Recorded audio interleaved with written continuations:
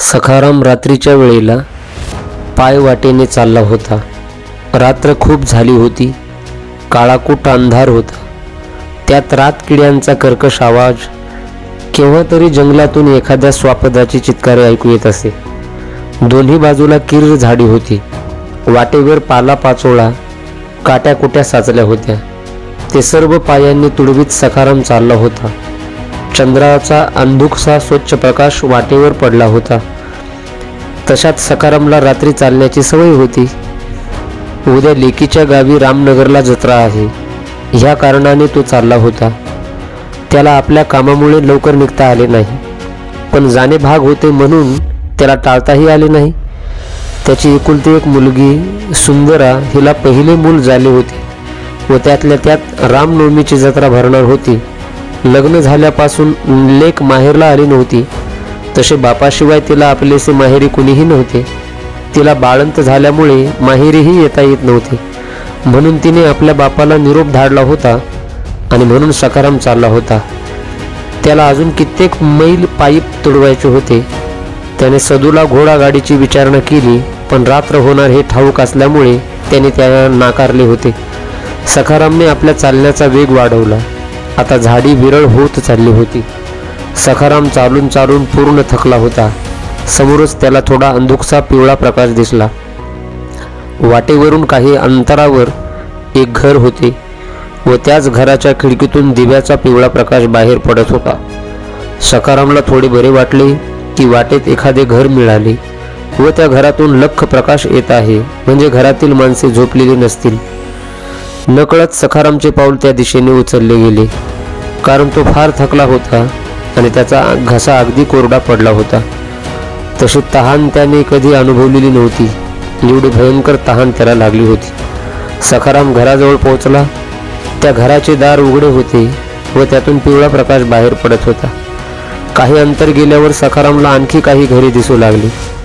तब्बल 100हून अधिक घरे त्या ठिकाणी होती, म्हणजे एक गाव होतं त्या ठिकाणी. तर सखारामचं लक्ष त्या घराकडे खिळलं.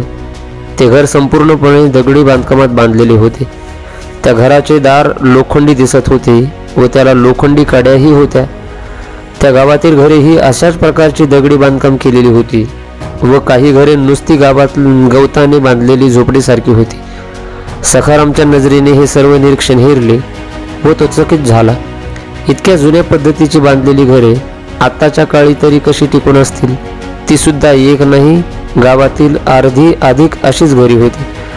पण हे घर मात्र इतर घरापेक्षा अधिक प्रशस्त आणि मोठे होते. सखाराम विचाराच्या काहोराने गोंधळून गेला. इथे नक्कीच काहीतरी गडबड आहे. आपण परत माघारी फिरले पाहिजे, म्हणून तो लगबगीने वळला. तोच त्याला एक हाक ऐकू आली. हो पाहुणे, कुठे चाललात? तो आवाज ऐकून सखाराम दचकला. तो परत मागे वळला. एक धोतर नेसलेली, पिकलेल्या मिशांची व डोक्याला एक लांब शेंडी असलेली व्यक्ती मगाशी पाहिलेल्या घरातून बाहेर आली होती. ती व्यक्ती शरीरानेही धिप्पाड होती. ती व्यक्ती परत अवाक झालेल्या सखारामला म्हणाली, पाहुणं, अशी माघारी का वळला? जरा घटकाभर विश्रांती घ्या. बरेच थकलेली दिसताय आपण. एकदाची सखारामला खात्री पटली की हा आपल्यासारखा माणूस आहे. उगीच घाबरलो आपण, असा विचार करून सखाराम मनोमन हसला. सखारामला अधिकच थकवा जाणू लागला व अधिक तीव्र तहान लागली. सखाराम म्हणाला, होय, बराच थकवा आलेला आहे आणि गळा सुद्धा कोरडा पडला आहे. मला थोडे पाणी भेटेल का? ती व्यक्ती म्हणली, का नाही, आपण आत या. 4-5 दगडी पायऱ्या चढून सखाराम घरात आला. लांबून लहान भासणारे घर आतून फारच भव्य होते. मोकळा परिसर व खेळती हवा, दगडी खांबावर केलेले नक्षीकाम फारच सुंदर दिसत होते. एक बाई पाण्याचा तांब्या घेऊन आली. तांब्या पितळाचा होता व त्याच्या आकाराची ढब सुद्धा वेगळी होती. पिवळ्या प्रकाशात तो आणखीनच चमकला. सखारामने त्या तांब्यातील पाणी संपवले. अच्छा पाहुणं, आपण कोण व एवढ्या रात्री कुठे चाललात? त्या व्यक्तीने सखारामला विचारले. सखाराम म्हणाला, मी सखाराम रामपूरला माझ्या लेकीकडे चाललो आहे. तसे आपण कोण? आपली ओळख पटली नाही. त्यावेळेला तो माणूस म्हटला, मी गोविंद आणि ही माझी बायको कमळा. गोविंद म्हणाला, दोघांनी ओळख करून घेतली आणि त्यांच्यात गप्पा सुरू झाल्या. आपल्या गप्पा संपल्या असतील तर जेवायला या, जेवण तयार आहे. आतून त्याच्या बायकोने त्या दोघांना उद्देशून हाक मारली. दोघांनी हात धुतले व ते पाटावर बसले. जेवणाचा छान सुगंध येत होता. सखारामने ताट पाहिले, त्यात पंचपक्वान्न सजवलेले होते व त्याचा अमृततुल्य सुगंध वातावरणात दरवळत होता. सखारामची भूक उफाळून उठली. तो आकाशासारखा जीवू लागला. तो खाण्यात गर्क होता. त्याचे लक्ष गोविंद आणि कमळेकडे नव्हते. त्याच्या चेहऱ्यावर एक वेगळेच हास्य पसरले होते. जेवण केव्हा संपूर्ण सखारामला समजलेच नाही. त्या गरिबाला समजणार तरी कसे, कारण उभ्या आयुष्यात पहिल्यांदा पंचपक्वान्नाचा स्वाद त्याने घेतला होता.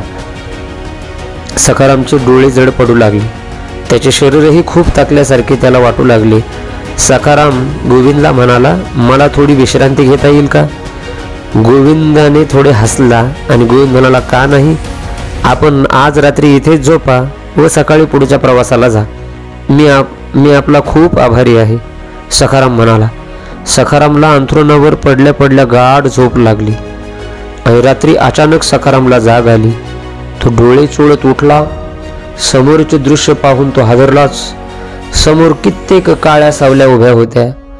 त्यांच्याच प्रभावाने सखारामला जाग आली होती. तो ओरडण्याचा प्रयत्न करत होता, तरी आवाज काही केल्या त्याच्या तोंडातून निघत नव्हता.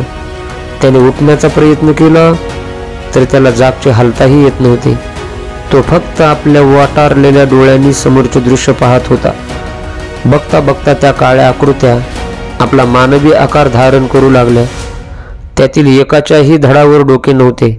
नुसत्या रक्ताने माखलेली तुटलेल्या डोक्याची मानवी शरीरे उभी होती. त्यात कित्येक स्त्रिया, पुरुष, लहान मुलांचा समावेश होता. आता सखाराम चांगलाच घाबरला. त्याचे संपूर्ण शरीर भीतीने थरथरत होते.